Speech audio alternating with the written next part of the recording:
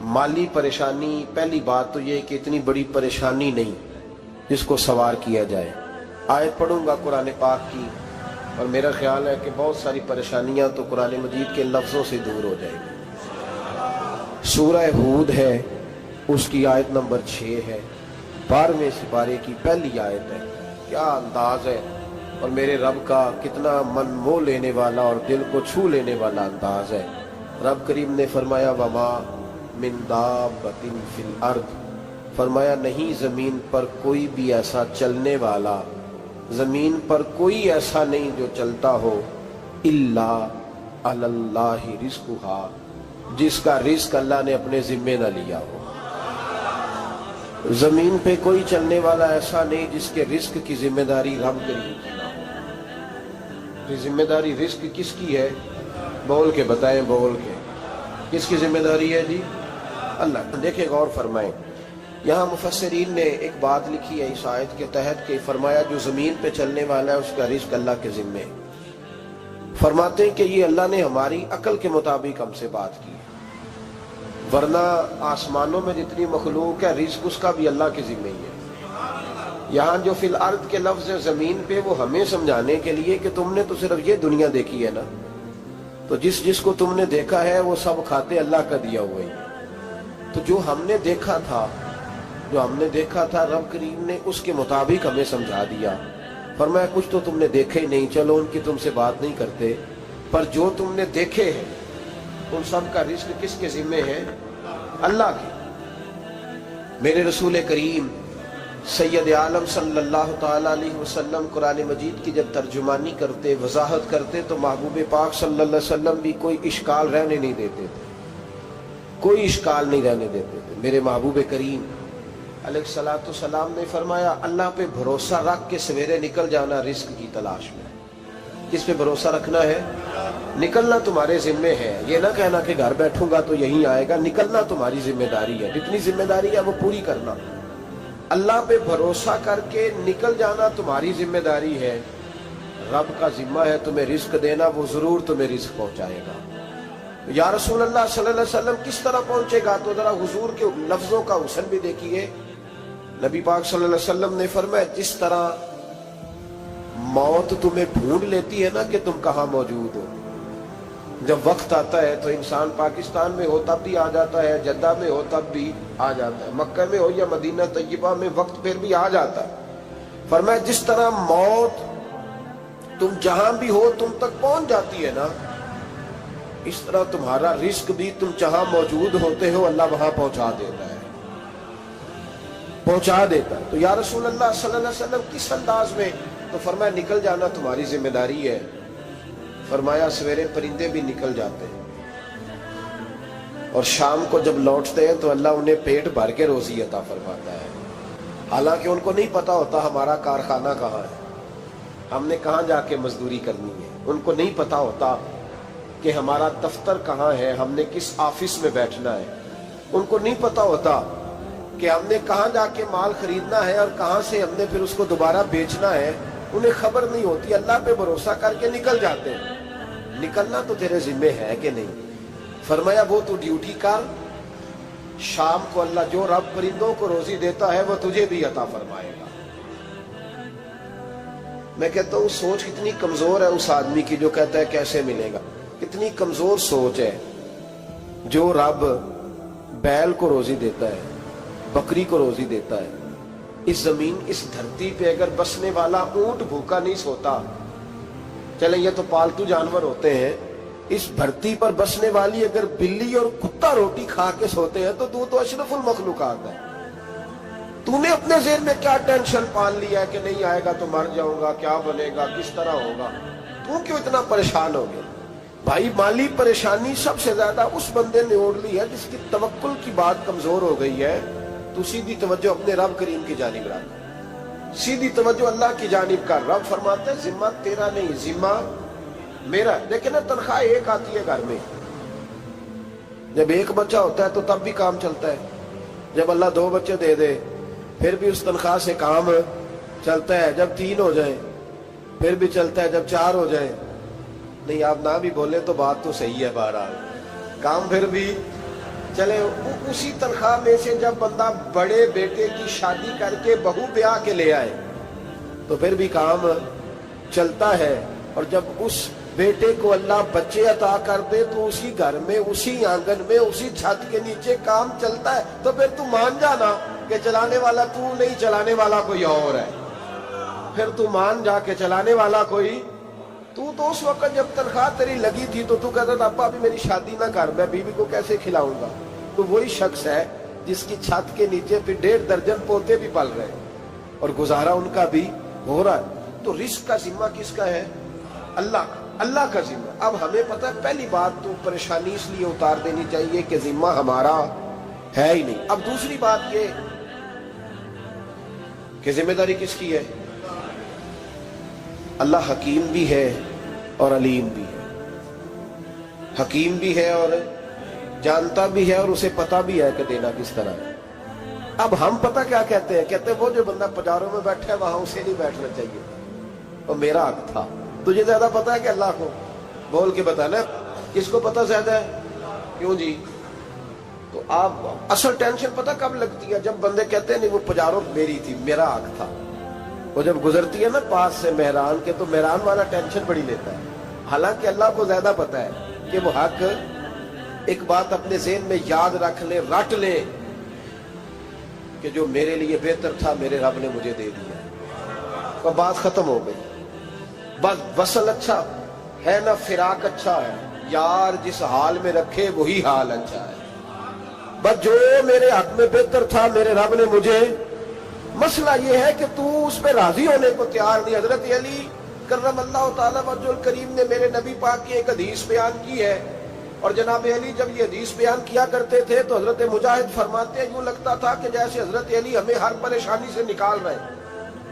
مولا علی شیر خدا رضی اللہ تعالیٰ عنہ فرماتے ہیں کہ مجھے میرے نبی پاک صلی اللہ علیہ وسلم نے ایک طریقہ دیا تھا ٹینشن فری ہونے کا۔ آپ فرماتے ہیں مجھے تو بڑا راس آیا ہے، تم بھی اگر کر لو گے تو تمہیں بھی فائدہ دے گا۔ کہا وہ کیا؟ حضرت علی کہنے لگے محبوب علیہ السلام نے فرمایا تھا لوگوں تم اللہ کے دیے ہوئے تھوڑے رزق پہ راضی ہو جاؤ، وہ تمہاری تھوڑی عبادت سے تم سے راضی ہو جایا کرے گا۔ بس تم 2 نفل بھی پڑھو گے تو اللہ راضی ہو جائے گا، تم 1 رکوع بھی سویرے اٹھ کے پڑھو گے تو وہ راضی ہو جائے گا، وہ تمہارے 313 درود شریف سے راضی ہو جائے گا، تم اس کے دیے ہوئے تھوڑے رزق سے راضی ہو جاؤ۔ ٹینشن اس لیے ہوتی ہے کہ ہم راضی نہیں جو اس نے ہمیں دیا۔ وہ حال میں مزید کی جو دوڑ ہے نا، حال میں مزید کی، بے قدرہ کچھ قدر نہ جاتی، کیتی خوب تسلی ہو، دنیا دار پجاری زردے، کتیاں دے گل ٹلی ہو، بک بک روشن اکھیاں تکیو ویک حویلی کلی ہو، تے کوچ نصیر اساں جد کیتی پہ جانی تھر تھلی ہو۔ تو یاد رکھیں یہ جو ہے نا مصیبت کے مال آ کیوں نہیں رہا، وہ سامنے والا پلاٹ میرے گھر کے سامنے ہے گھر کے سامنے، پر رجسٹری میرے نام کیوں نہیں؟ یہ مصیبت سانس نہیں لینے دیتی۔ موٹر سائیکل کھڑی کرتا ہے نا جب آ کے دکان سے روٹی کھانے آتا ہے، دفتر سے گھر آتا ہے، کاروبار سے آتا ہے، تو جہاں موٹر سائیکل کھڑی کرتا ہے وہ ٹینشن بڑی ہے کہ کبھی میری ہو جائے نا یہ والی جگہ، تو میں یہاں بھی بورڈ لگاؤں اپنے نام۔ اس نے مالی پریشانی پیدا کی۔ تو جس حال میں ہے، کیونکہ تو نے اپنا یہ حال خود نہیں بنایا، جس نے بنایا ہے وہ بڑا بہتر جانتا تھا کہ تو اسی حال میں اسے اچھا لگتا ہے۔ تو اسے اسی حال میں، ایک بزرگ تھے تو ان کی طبیعت بڑی علیل ہو گئی، بیمار ہو گئے، تو اللہ نے آزمائش دی تو کیڑے پڑ گئے وجود میں۔ ایک کیڑا یہاں سے کھا رہا تھا، اللہ والے بڑے راضی رہتے ہیں اس کی رضا پہ، تو کیڑا یہاں کھا رہا تھا تو نیچے گر گیا، تو بابا جی نے اٹھا کے پھر وہاں رکھ لیا۔ کہنے لگے جب اس نے تیری ڈیوٹی مجھے کھانے کی لگائی ہے تو میں اس بات پہ راضی ہوں، تو نیچے کیوں گرتا ہے؟ بس ٹھیک ہے کھا، جب اس نے تجھے ڈیوٹی جو تیری لگائی۔ سالبہ بن عبد الرحمن ایک صحابی تھے، سالبہ غالباً، نبی پاک صلی اللہ علیہ وسلم کی خدمت میں آئے، کہنے لگے یا رسول اللہ صلی اللہ علیہ وسلم غربت بڑی ہے، میرے لیے دعا کریں اللہ زیادہ مال دے۔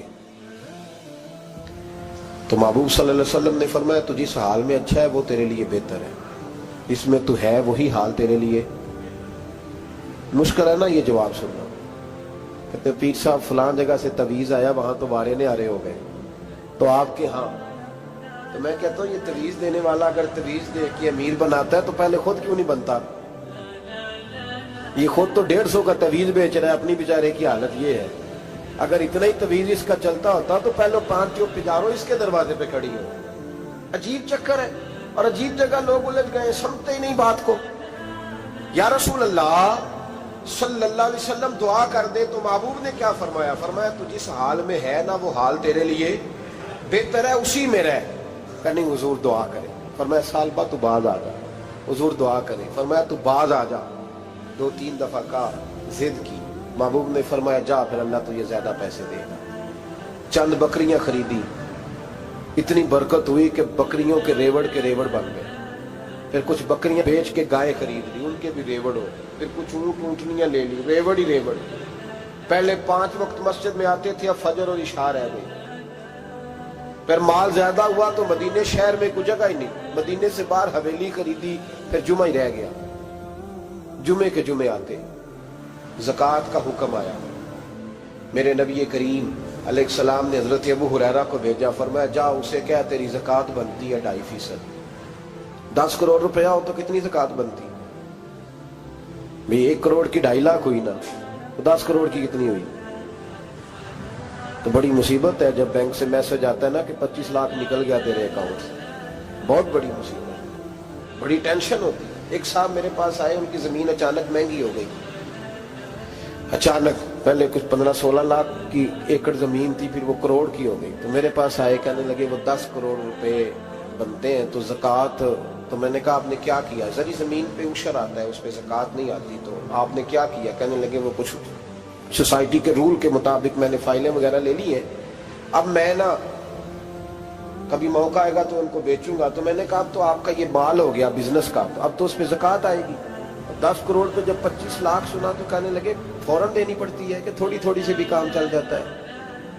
تو میں ان کا چہرہ دیکھنے لگا. میں نے کہا نہیں وہ تو آپ کو پتا ہے, ویسے حضرت عمر فرمایا کرتے تھے بانٹ کے نہ دو, کوشش کرو کسی ایک کوئی دو, چلو کسی کا تو کچھ بن جائے, تو ایک کوئی دینی چاہیے. کہنے لگے تو مطلب یہ ایسا ہی حکم ہے؟ میں نے کہا آپ کسی اور سے تحقیق کر لیں.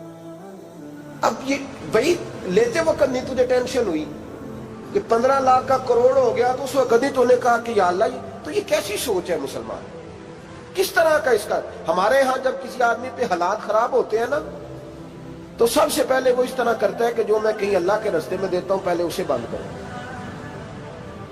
جس راستے تجھے آ رہا تھا پہلے تو نے وہ راستہ بلاک کیا. حضرت اسماء بنت ابی بکر صدیق کہتی ہیں میں حضور کو مسجد کے لیے, ادارے کے لیے, صحابہ صفا کے لیے کچھ دے رہی تھی, تو میں نے گننا شروع کیا تو حضور مسکرانے لگے. حضور مسکراتے کیوں ہیں؟ تو فرمانے لگی, محبوب فرمانے لگے اسماء اللہ کے راستے میں گن گن کے نہ دیا کر, ورنہ وہ بھی تجھے گن گن کے دے گا. تو اس کے راستے میں بے حساب دے, وہ بھی تجھے بے حساب ہی عطا فرمائے. لیکن پہلے یہ والا پہلے دروازہ بند کرو, یہاں سے پیسے ختم ہو رہے ہیں. تو اس طرح کرنا بھائی. اس دفعہ سور ذرا گرمیوں والے نہ خرید, لیکن جو تو اللہ کے راستے میں دے رہا ہے اسے دیتا رہے.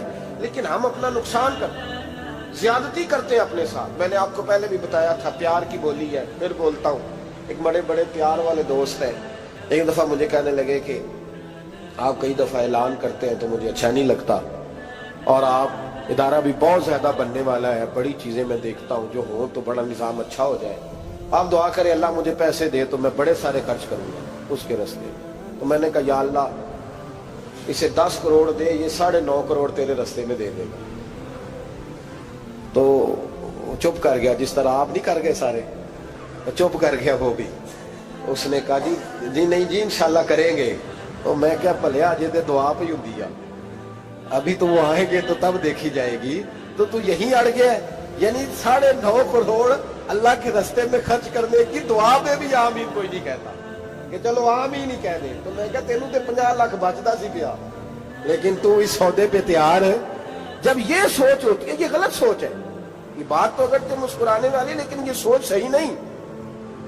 حضرت عثمان غنی رضی اللہ تعالیٰ عنہ کہتے ہیں جس وقت نبی پاک صلی اللہ علیہ وسلم نے اعلان کیا نا جنگ کے موقع پر کہ 800 سپاہیوں کا خرچہ چاہیے, کہتے ہیں میرے پاس 600 کا تھا.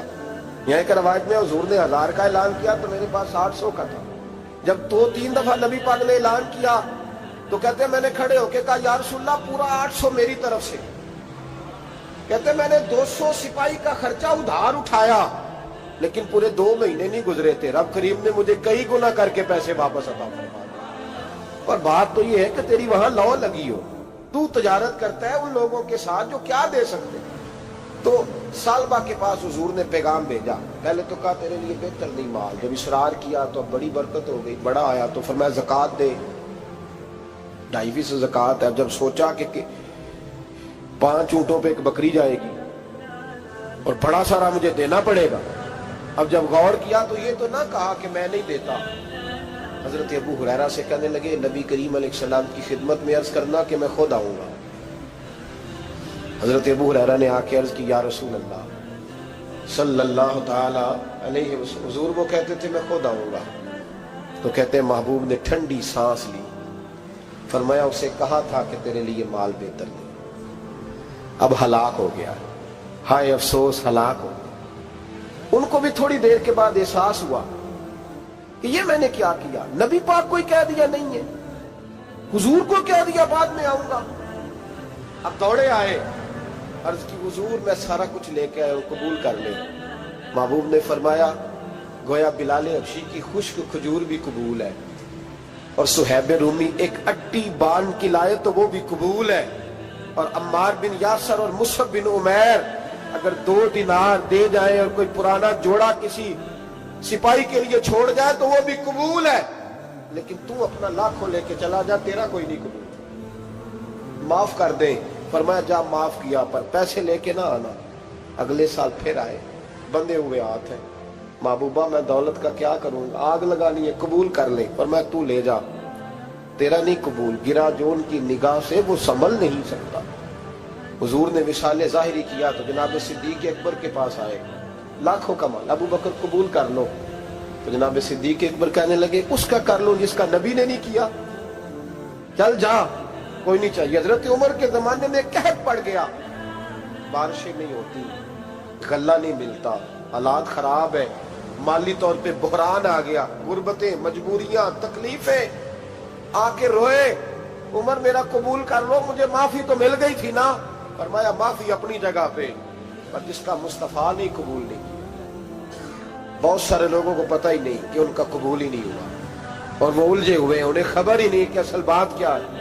فرمایا جس کا مصطفیٰ کریم نے قبول نہیں کیا، اب ہیرے اور جواہرات بھی لے کے آئے تو بھوکے مریں گے، پر اس کا قبول، اس بات پہ راضی رہو، اس حال میں اللہ نے رکھا ہوا، اس حال میں راضی رہو۔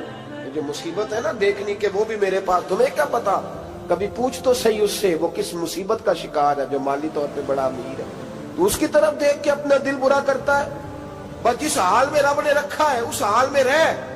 حضرت عثمان غنی کے زمانے میں تو وہ وصال کر گئے، لیکن بھائی تو جس حال میں تیرا رب تجھے رکھتا ہے اس حال میں رہ، تیری مالی پریشانیاں ختم ہو جائیں گی۔ میں نے پہلے بھی شاید آپ کو ایک دفعہ کہا تھا، میں تعلیم سے فارغ ہوا تو میرے ایک استاد اور میرے کچھ دوست کہنے لگے افریقہ آ جائیں آپ، بھائی بہت بڑا ادارہ ہے، اس کو چلائیں، اس کو سنبھالیں۔ میری والدہ سے میں نے کہا، اس طبیعت ہوتی ہے نا انسان کی، میرا بھی دل لگ گیا۔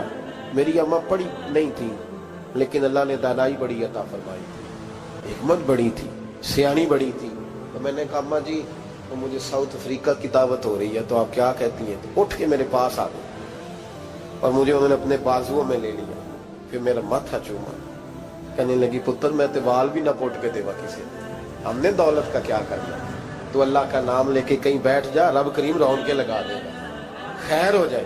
تو میرے بھائی یاد رکھیں ان چیزوں سے تھوڑا سا دیکھیں نا، قناعت کریں، جو اللہ نے دیا اس پہ راضی ہو جائے، اللہ بڑا مہربان ہے، وہ آسانیاں کر دیا کرتا ہے۔ تو یاد رکھیں میرے رسول کریم علیہ السلام نے ایک تو ہمیں درس یہ دیا ہے کہ تو سمجھ جا، قرآن نے ہمیں بتایا ہے کہ روزی تیری ذمہ داری نہیں، روزی کس کی ذمہ داری ہے؟ اللہ کی۔ اور دوسری بات یہ کہ جو اللہ نے تمہیں دیا ہے اس پہ تو راضی ہو جا، تیری مالی پریشانیاں ختم ہو جائیں۔ اور پھر حضور صلی اللہ علیہ وسلم نے فرمایا مذہبی طور پر جب دیکھو تو آگے دیکھو، اور دنیاوی طور پر جب دیکھو تو پیچھے دیکھو، پریشانی ختم ہوگی۔ مذہبی طور پر جب دیکھو، جو 5 نمازیں پڑھتا ہے وہ تہجد پڑھنے والے کو دیکھے، اور جو تہجد پڑھتا ہے وہ اشراق چاشت پڑھنے والے کو دیکھے، اور جو بندہ اشراق اور چاشت پڑھتا ہے پھر اس کو دیکھے جو سارا دن مصطفیٰ پہ درود پڑھتا ہے۔ ऊपर ऊपर देखे कि मैंने और नेक होना है और नेक, और जब माली मामला है तो फिर नीचे देख। अगर तू बैठा ना बाजारों पे तो फिर टूडी वाले पे नजर कर, उसका क्या हाल है। और अगर तू वहां बैठा है तो देख मेहरान वाला भी तो गाड़ी चला ही रहा है, और अगर तू वहां है तो मोटरसाइकिल वाला देख, और तू वहां है तो फिर साइकिल वाले पे नजर, और अगर तू साइकिल वाला है तो पैदल वाले को देख, अगर तू किराए के मकान में रहता है तो फिर झोंपड़ी वाले को देख, और अगर तू झोंपड़ी में रहता है तो फिर भी परेशान ना होना। कुछ ऐसे भी हैं जिन्हें झोंपड़ी भी नसीब नहीं, जो सड़क पर लेटे हुए हैं। और अगर तू तंदुरुस्त है ना तो कभी जाके अस्पताल में देख हाल क्या है, लोग किस हाल में है।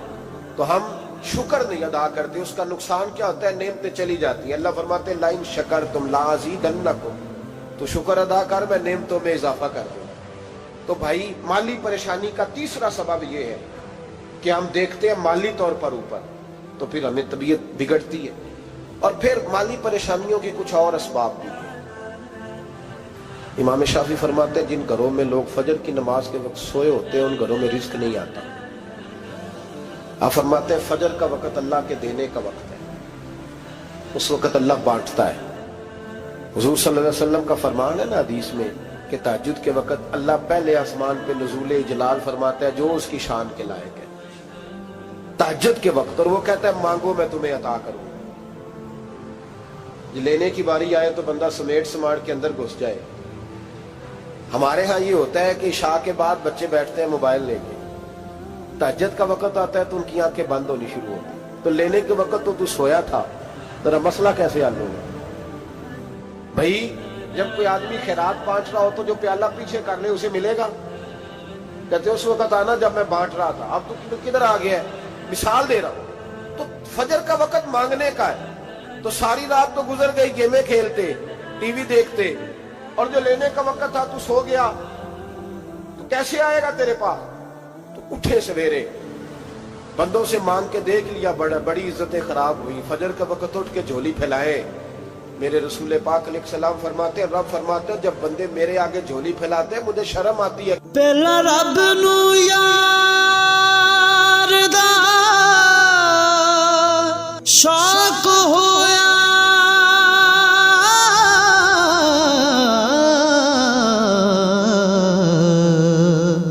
नबी पाक दा करन जमाल माए